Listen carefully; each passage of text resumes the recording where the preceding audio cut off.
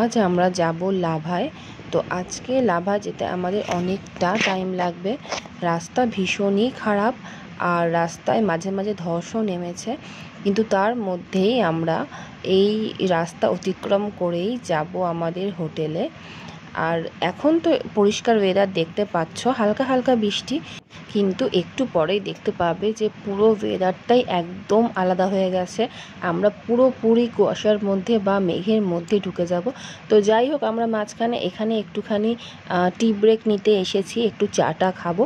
আর নিচে দেখেছো কত সুন্দর একটা ছোট্ট শহর, মানে দাঁড়িয়ে থাকলেই এত ভালো লাগে দেখতে। আর রাস্তাটা পুরো পরিষ্কার।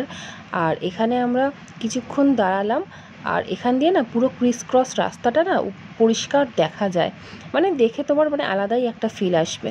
এখানে কিছুক্ষণ দাঁড়াবার পর আমরা আবার গাড়িতে উঠলাম। গাড়িতে ওঠার পর দেখো ওই যে দূরে দেখতে পাচ্ছ ক্রিস ক্রস রাস্তাটা, এই রাস্তা ধরেই আমরা যাব। তবে নিচের দিকে নামবো না, এই নামার পরে আমরা কিন্তু অন্য পাহাড়ে কিন্তু আবার উঠব। আর সেই পাহাড়টার উপরটা একদম মানে মেঘে ঢাকা। এই দেখো আমরা অলমোস্ট চলে এসেছি, কিন্তু এই রাস্তাটা খুব একটা কম ছিল না, আমরা কিন্তু অনেকক্ষণই মানে গাড়িতে এসেছি। আর এইবার দেখো পাহাড়ের অনেকটা উপরে উঠে গেছি, অলমোস্ট মেঘের মধ্যে চলে এসেছি। কিছুই চারিদিকে দেখা যাচ্ছে না, অনেক অনেক স্টেপ পাহাড় আছে এখানে, কিন্তু আমরা কিছুই দেখতে পাচ্ছিলাম না। সামনে কি আছে, কি রাস্তা আছে, কোনো কিছুই বোঝা যাচ্ছিল না। ভীষণ একটা দেখো কুয়াশার মধ্যে ঢুকে গেছি। আর এই জায়গাটায় এসে তো আমরা একটু দাঁড়িয়ে গেলাম, কারণ এত সুন্দর বিউটি।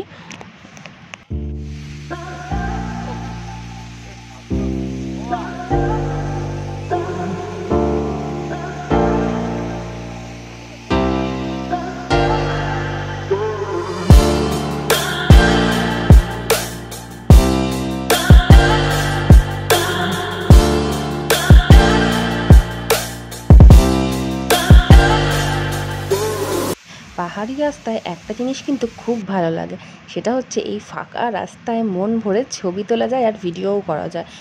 কলকাতায় যেরকম এত গাড়ি চলে রাস্তায়, আর এখানে এসে পুরো আলাদাই শান্তি শান্তি লাগে।